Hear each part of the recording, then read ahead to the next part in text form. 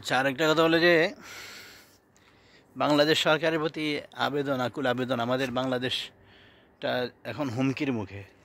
ভারত যেভাবে বাংলাদেশের উপরে অন্যায় অত্যাচার করতেছে, যে আম, বিগত 50-60 বছর থেকে যেভাবে বাংলাদেশের উপরে অন্যায় অত্যাচার করতেছে, এখন 2024 সালে বাংলাদেশটা নতুন স্বাধীন হওয়ার পরে তার মাত্রা আরও বেশি বেড়েই গেছে।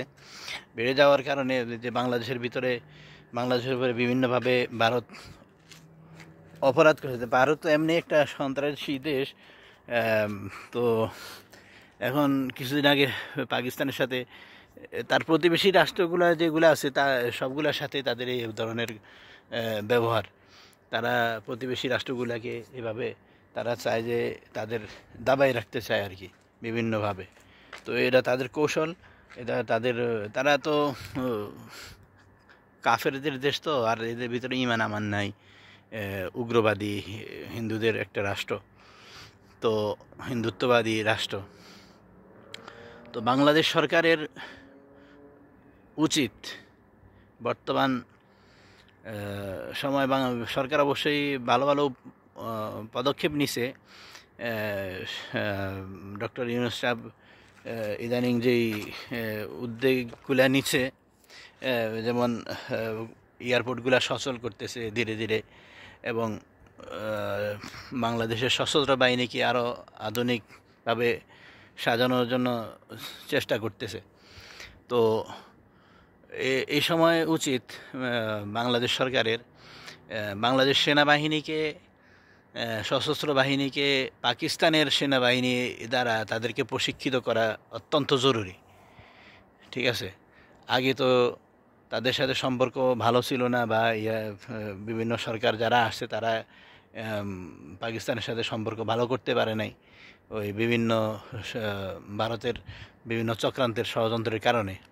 তো বর্তমানে যখন এই সরকারের যখন সম্পর্ক ভালো পাকিস্তানের সাথে, কাজেই অবশ্যই পাকিস্তানের সেনাবাহিনী দ্বারা তাদেরকে প্রশিক্ষিত করা অত্যন্ত জরুরি। তাদের ইদানিং ভারত পাকিস্তানের যুদ্ধের মধ্যে তাদের যেই সফলতা, তাদের যে কামিয়াবি, তাদের যেই যেভাবে তারা জয়লাভ করছে, সেটা দুনিয়া দেখছে। দেখার পরে এটা বাংলাদেশ সরকারও অবশ্যই এটা দেখছে, জানে। কাজে বাংলাদেশ সরকারের উচিত এই সময়ে বাংলাদেশ সশস্ত্র বাহিনী অর্থাৎ সেনাবাহিনীকে খুব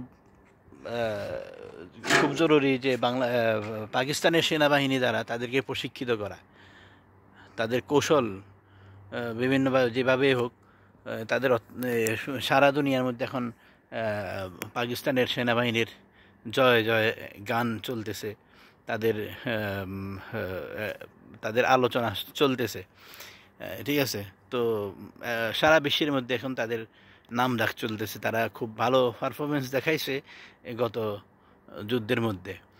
যেই পাকিস্তানে যেই উগ্রবাদী হামলা করছিল ভারত, এবং তার জবাবে পাকিস্তান যে জবাব দিছিল অত্যন্ত অসন্তোষজনক। তারা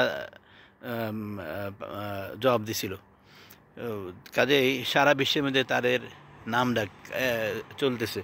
তো এখন বাংলাদেশ সরকারের উচিত পাকিস্তানের সেনাবাহিনী দিয়ে বাংলাদেশ সেনাবাহিনীকে প্রশিক্ষণ দেওয়া উন্নত মানের, এবং তাদেরকে যেভাবে তারা প্রশিক্ষণ দিয়ে থাকে।